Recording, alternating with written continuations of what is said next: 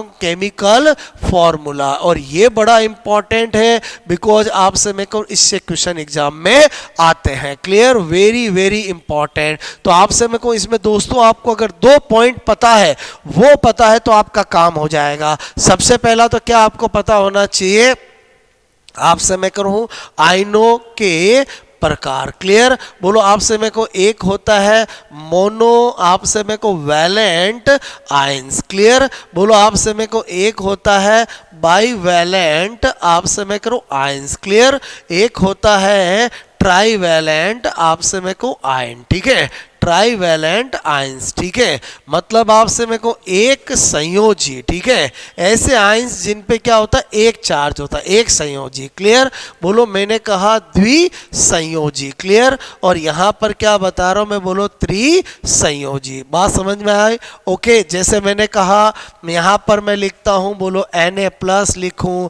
K+ लिखूं, NH4+ लिखूं, Cl- लिखूं, Br- लिखूं, NO3- लिखूं, आपसे CO3- लिखूं।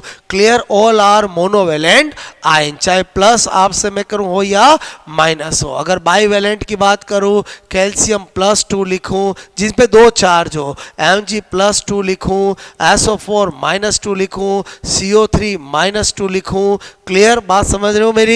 ओके, जिन पे क्या हो, 2 चार्ज हो। क्लियर, बाईवेलेंट बोलते हैं उनको। आपसे मैं कह रहा हूं इसी तरह से, बोलो मैंने कहा यहां पर बोलो बेरियम+2 लिखूं एटसेट्रा। ठीक है, ट्राईवेलेंट का मतलब है एल्यूमिनियम+3 लिखूं, Fe+3 लिखूं, आपसे मैं को ऐसे PO4- लिखूं। बोलो मैंने कहा यहां लिखना चाहूं O-2 लिखूं, S-2 लिखूं एटसेट्रा। क्लियर, तो एक तो आपको ये फंडा पता होना चाहिए कि आयन या तो मोनोवेलेंट टाइप के होते हैं, या बाईवेलेंट टाइप के होते हैं, या ट्राईवेलेंट टाइप के होते हैं, या तो एक संयोजी होते हैं, या द्विसंयोजी होते हैं, या त्रिसंयोजी होते हैं। बात समझ लो ना, यानी एक संयोजी का मतलब जिन पे चार्ज क्या हो, सिंगल हो, चाहे पॉजिटिव हो या नेगेटिव हो। बाईवेलेंट का मतलब जिन पे चार्ज क्या हो, 2 हो, चाहे पॉजिटिव हो या नेगेटिव हो। और ट्राईवेलेंट का मतलब जिन पे चार्ज क्या हो, 3 हो। क्लियर, उसके अलावा दूसरा स्पेशल नोट क्या पता होना चाहिए, बोलो मैंने कहा कुछ महत्वपूर्ण आपसे मैं कहूं आयन। ठीक है, और मैंने कहा उनका बोलो सामान्य नाम। ठीक है, सामान्य आपसे मेरे को नाम आपको पता होना चाहिए। जैसे मैंने लिखा SO4- तो इसको क्या कहते हैं, बोलो सल्फेट आयन। ठीक है, क्या कहते हैं, सल्फेट आयन। बात समझ में आए? बोलो मैंने कहा CO3- इसको क्या कहते हैं, बोलो कार्बोनेट आयन। क्लियर, इसी तरह से मैंने कहा यहाँ पर SCO3- इसको क्या कहते हैं, बाई कार्बोनेट आपसे मैं करूं आयन। क्लियर, ये आपको पता होना चाहिए। इसको क्या लिखा मैंने, बोलो सल्फेट, आपसे में इसको क्या लिखा, बोलो कार्बोनेट, इसको क्या लिखा मैंने, बोलो बाई कार्बोनेट। क्लियर, इसी तरह से मैंने कहा आपको, मैंने कहा यहाँ पर अगर आपका लिखा हुआ हो NO3- तो क्या बोलते हैं, आपसे मैं कह रहा हूँ नाइट्रेट। क्लियर, बोलो क्या लिखते हैं, नाइट्रेट। क्लियर, बोलो मैंने कहा अगर कभी NO2- तो क्या होता है, ये नाइट्राइट। क्या होता है, नाइट्राइट। इसी तरह से N-3 क्या होता है, नाइट्राइड।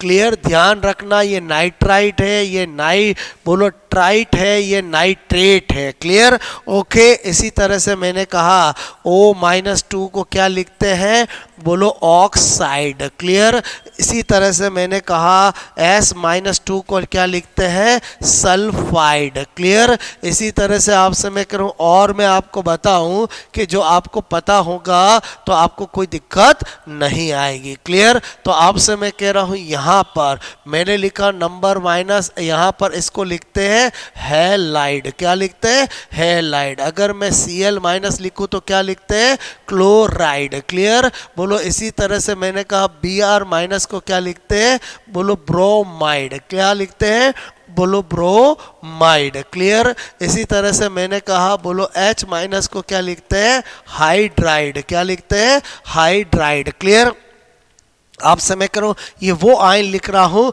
आपसे मैं कुछ इनके बारे में पता होना चाहिए। PO4-3 क्या लिखते हैं बोलो? Phosphate ion. क्या लिखते हैं? Phosphate ion. क्लियर? तो अगर आपको दोस्तों ये दो स्पेशल नोट जो मैंने बताया है, अगर आपको ये पता है तो आपको ऐसा कोई क्वेश्चन नहीं है रिट मेंस में जो रासायनिक सूत्र का है वो आप कर ना पाओ। अब अपन प्रैक्टिस करते हैं कि किस तरह के क्वेश्चंस आते हैं और आंसर सेकंडों में कैसे देना है। जैसे मैंने कहा आपको एग्जाम में पूछा जाता है, बोलो आपसे मैं कहूँ कैल्शियम, आपसे मैं कहूँ कार्बोनेट, ठीक है, बोलो का रासायनिक सूत्र, आपसे मैं कहूँ रासायनिक सूत्र होता है। क्लियर? बोलो होता है। 4 ऑप्शन देते हैं आपको, एक देते हैं CaCO3 होल क्वाइस 2, एक देते हैं CA2CO3, आपसे मैं कह रहा हूँ एक देते हैं CaCO3 और एक देते हैं CA2CO3 होल क्वाइस 3। क्लियर? कोई दिक्कत नहीं, आपको पता होना चाहिए। सीख रहे हैं इसलिए मैं बिल्कुल बेसिक बात बता रहा हूँ, क्योंकि जब भी आप कभी कोई चीज़ सीखते हो तो उसमें कभी लापरवाही नहीं होनी चाहिए। क्या लिखा हुआ है? कैल्शियम। कैल्शियम का मतलब क्या? +2। क्लियर? बोलो कार्बोनेट। कार्बोनेट का मतलब क्या? CO3-2। क्लियर? अब आपसे मैं कह रहा हूँ जब आपको ये दोनों से मिलाकर एक कंपाउंड बनाना है तो आपको पता होना चाहिए इस वाले का यहाँ आता है और इस वाले का यहाँ आता है। क्लियर? तो मैंने कहा यहाँ पर CA2CO3 होल क्वाइस 2, ये दोनों कट हो जाएगा और CaCO3 बनेगा। इसका मतलब हुआ कि जब भी आपका मोनोमोनोवैलेंट, डाई ट्राई ट्राईवैलेंट बोलो होगा तो हमेशा AB टाइप का कंपाउंड बनेगा। यहाँ पर दो, यहाँ पर +1, यहाँ पर -1 तो भी AB टाइप का बनेगा। यहाँ +2 या -2 तो भी AB टाइप का बनेगा। यहाँ +3 -3 बनेगा तो भी AB टाइप का बनेगा। मोनोमोनोवैलेंट हो, बाईवैलेंट हो, ट्राईवैलेंट हो। क्लियर? तो आपसे क्वेश्चन समझ में आया होगा। क्वेश्चन नंबर 2 अगर हम लेते हैं, अगर यही मुझे पूछते कैल्शियम, आपसे मैं करूँ फॉस्फेट, ठीक है, बोलो फॉस्फेट, आपसे मैं कह रहा हूँ क्या देते हैं? बोलो कैल्शियम, आपसे मैं करूं कैल्शियम फॉस्फेट, ठीक है, बोलो का, आपसे मैं कहूँ रासायनिक सूत्र। क्या पूछते? बोलो रासायनिक, आपसे मैं कहूँ सूत्र होता है। क्लियर? कोई दिक्कत नहीं। ऑप्शन देते हमें CaPO4, एक ऑप्शन देते CaPO4, आपसे मैं कहूँ होल क्वाइस 2, एक देते CA3PO4 होल क्वाइस 2 और एक देते CA2PO4 होल क्वाइस 3। क्लियर? कोई दिक्कत नहीं। बोलो आपसे मैं कहूँ हमें किसका करना था? बोलो कैल्शियम, आपसे मैं कहूँ फॉस्फेट, ठीक है। आपको क्या याद होने चाहिए जो मैंने अभी आपको लिस्ट बताई? कैल्शियम का मतलब क्या? +2। क्लियर? बोलो कैल्शियम का मतलब क्या? +2। फॉस्फेट का मतलब क्या? PO4-3। मैंने कहा कि जब भी कंपाउंड बनाते हैं इस वाला यहाँ बेस में जाता है, इस वाला यहाँ बेस में आता है। क्लियर? तो CA2 और आपसे CA, बोलो आप बोलो CA3PO4 होल क्वाइस 2। क्लियर? तो आपको पता चल गया ऐसा कौन सा फॉर्मूला है, तो ये हो गया। क्लियर? तो इस तरह का क्वेश्चन रिट मेंस में पूछा जा सकता है, प्री में पूछा गया है। क्लियर?